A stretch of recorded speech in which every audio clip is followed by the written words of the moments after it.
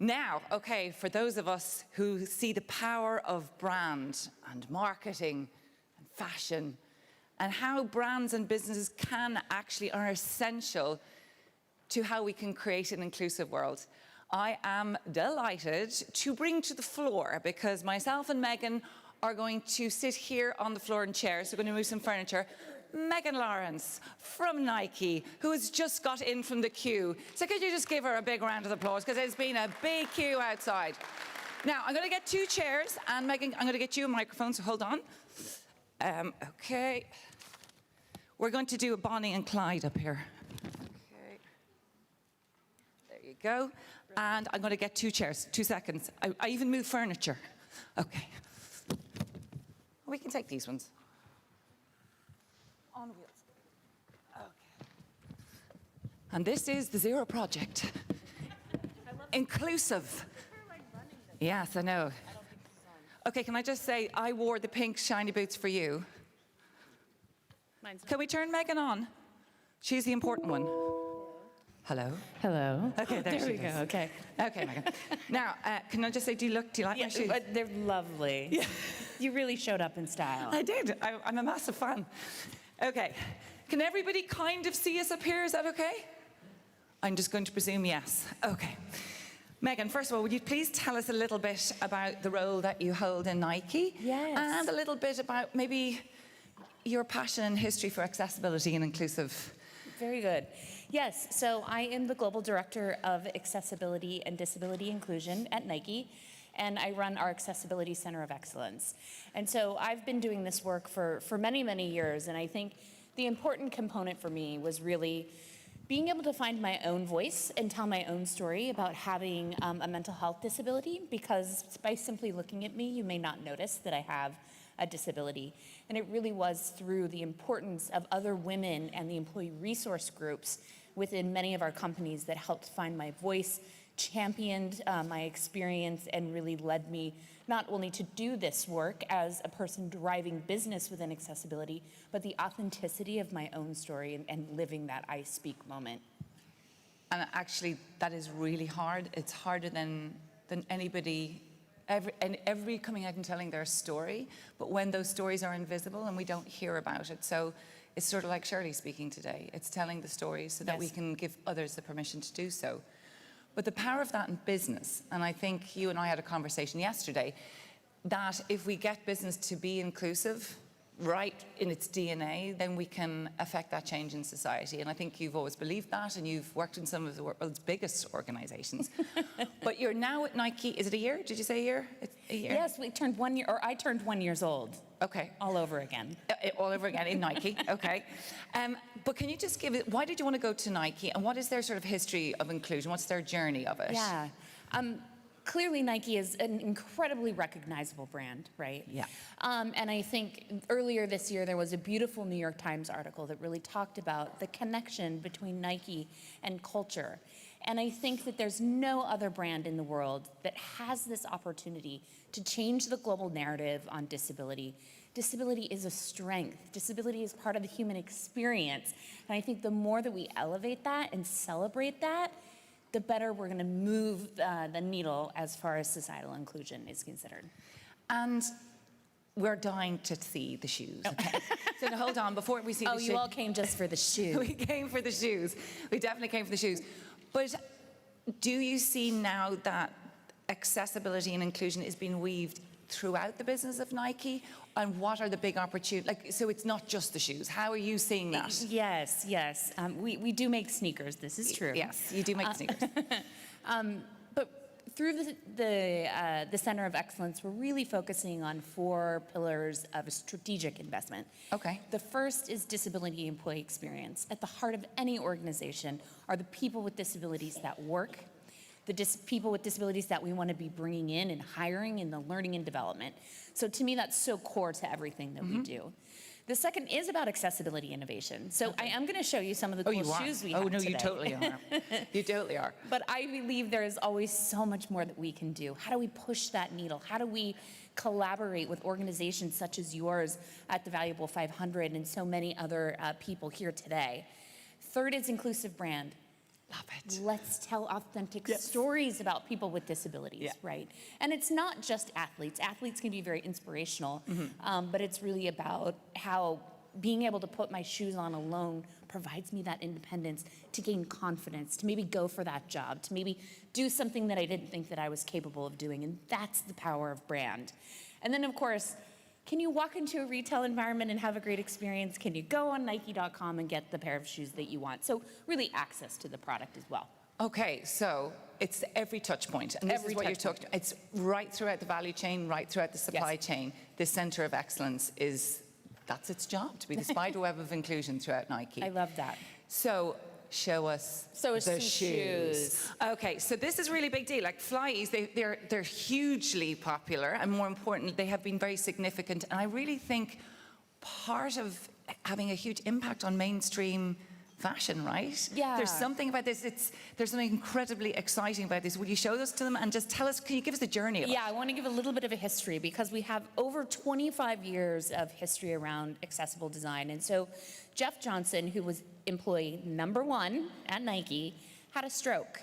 And he was paralyzed on the right side of his body. And so he went to our top designers and said, we need to be making shoes that people can put on after they have mobility disabilities.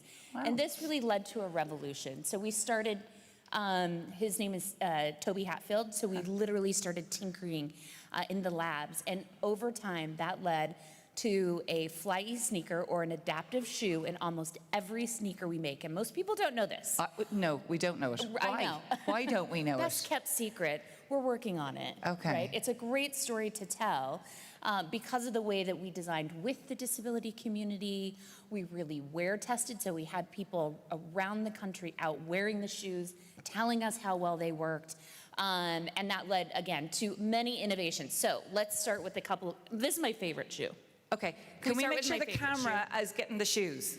As well as, Okay, the shoes are really important. Okay, Today, the star is the shoe. You know, it's my life.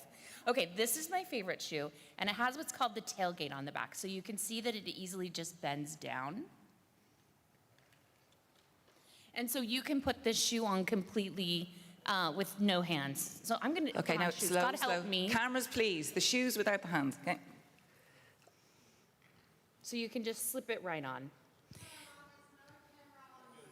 Okay, well, by the way, thank you. Can you give us 2 seconds? We need to see the camera. Can you guys help us, or? Okay. Whoever said that, thank you very much. Now we're going to do the shoe again. You have to take it off and put it on again. Okay, so this one, completely hands-free. It's got a tailgate system, so you just slip it on. Then you can see in the back it's got a little fin. Can we do it from the side again? Show it from the side. So that I can just go like that and take it off. Nice. So again, completely hands-free. Right? And it's cool looking as well. Hopefully it's fashionable. I'm not kidding you. I wear this shoe every day. Don't smell the shoe. I was about to say, does it smell? Please don't smell that shoe. Okay. This is my airport shoe, on and off. Anyone else? Yes. That's the tailgate system. I absolutely adore this, right? Because it can be put into any shoe. And I think what we're learning is as I show you these innovations, we're integrating it into every shoe that we have. Because it should just be easier for everyone to put shoes on, right? And so, hold on, where does the desire to have it in every shoe? So who needs to make those decisions to put that in every shoe? Those are our design teams. And so we are integrating all of these technologies that I'm showing you today into many, many more shoes than those just labeled Flyes. So we have the label Flyes to really indicate to everybody in the disability community, this shoe is built to be accessible. But we don't want to stop there because we've seen the power of accessible design in making it easier for everyone to get sneakers on. Yeah, which is the thing. This is universal design, right? Universal design. And if Nike does this, and the power of the Nike brand, and this is the point, the effect that it'll have on mainstream fashion, usable for all. Well, to me, I think that everybody should have the right to express who they are, to be fashionable. And this is really, to me, what is so exciting about the Flyes line is that we've created a set of technology that is specifically labeled so it's easy to find. So if you're looking for Flyes, you can go and find them. But the technology is also being embedded into many other shoes, right? So, yeah, so we've got the double, which I love. I love that double. Do we have any other Nike shoes that we can Are you going to leave any of your Who shoes? loves a Jordan? Many people, right? Yeah, there we go. We got some hands. People love Jordans. Okay, so this is the Fly's Jordan. Mic, please. Da, da, da, da, da, da. Okay, hold on slowly. Sorry, can we see this? For those of you who can see. So it completely opens up, Oh my God. That is so cool. and then the laces come open. So here we go. Completely opens up. So that you can, again, Are they smelly too? these ones are not as smelly. They look newer. I wear these less.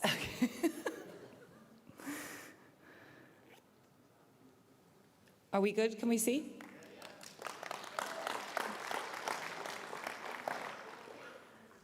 I love And I them. think what I like is that they look like every other They Jordan. do. It doesn't look Right? like They another totally kind of do. Jordan, but it's got this zipper system, so you can, with one hand, one finger, easily unzip the shoe, have a full opening in the back to put your foot in, and then close it. It's also a little bit wider, so it can also be really good for people who wear AFOs or other types of assistive technology to support their stability. So high fashion, right? We went from really easy to get on, as you can tell, I love it, I wear it all the time, to high fashion. I keep these in their box, yes, I do. What size are you?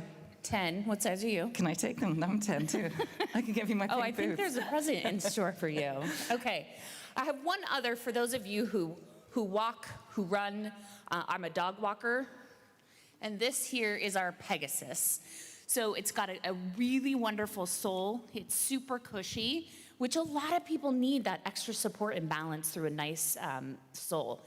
And this one here, again, it's got the loop, so you can, with one finger, open, slide in, one finger, pull it back. So again, this is another way that FlyEase is making it easy to have laces to be really fashionable and beautiful, but at the same time, very, very easy to get on with just one finger. So now, again, as I said, these are my 3 favorites. These are the ones I wear all the time. But what is your favorite sneaker? If you love LeBron James, if you love Jordan high tops, we've got Fly's versions in all of these shoes. And to me, that's really exciting. It is really exciting, but how come we don't know about that so much? Or did everybody know and I didn't know? Do you know what I mean? Like, is the next big stage now for Nike to wave that flag and really own it and really tell that story? Because did we all know that there was the Fly's? In my mind, I think that there has been, as many of us know, we want to get it right. Yeah. We want to make sure that people with disabilities are represented in all of the right ways. And so we're really gaining that confidence. Okay. And I think this is what's important about establishing the Center of Excellence a year ago, is having subject matter expertise, having my team be able to consult so that everybody feels really disability confident. So tell us, what is the Centre of Excellence? Is it like a department within Nike that is it in E&I or is it in...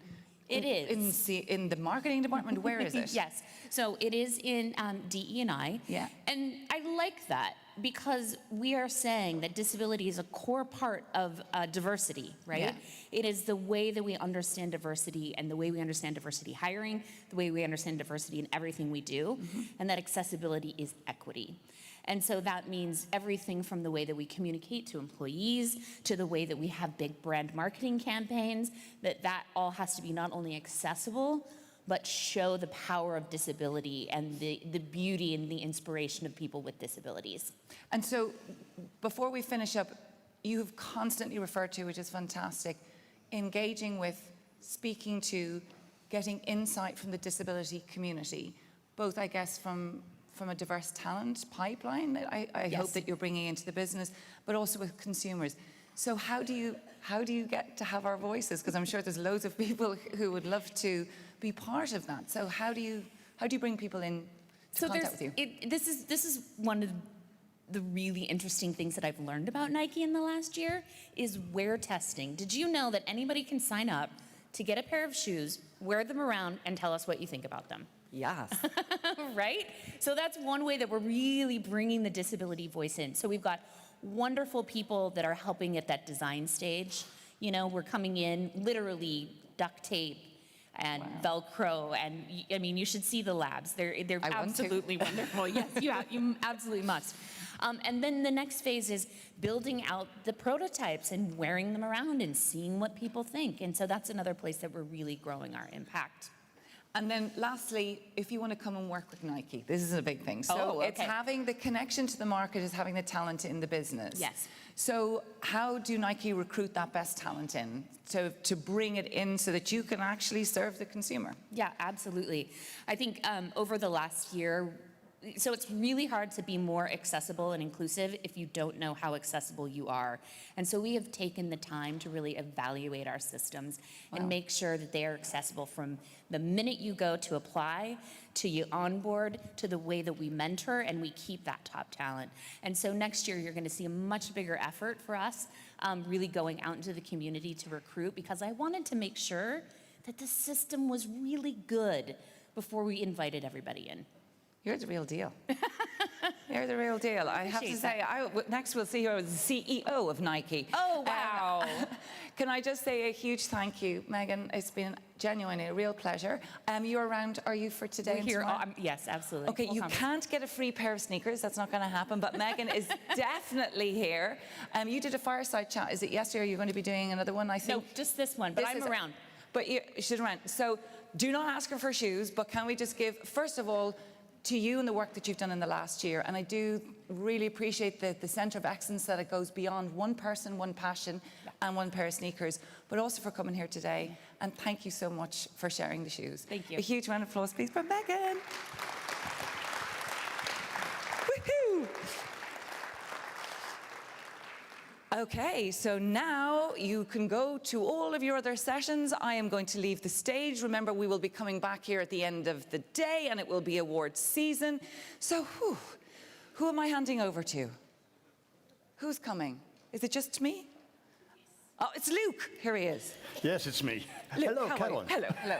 I'm going to hand over to my, you are my Bonnie and Clyde. We did a great fireside chat, by the way. Anybody would like to look at it, it's on YouTube. I'm handing over to you now.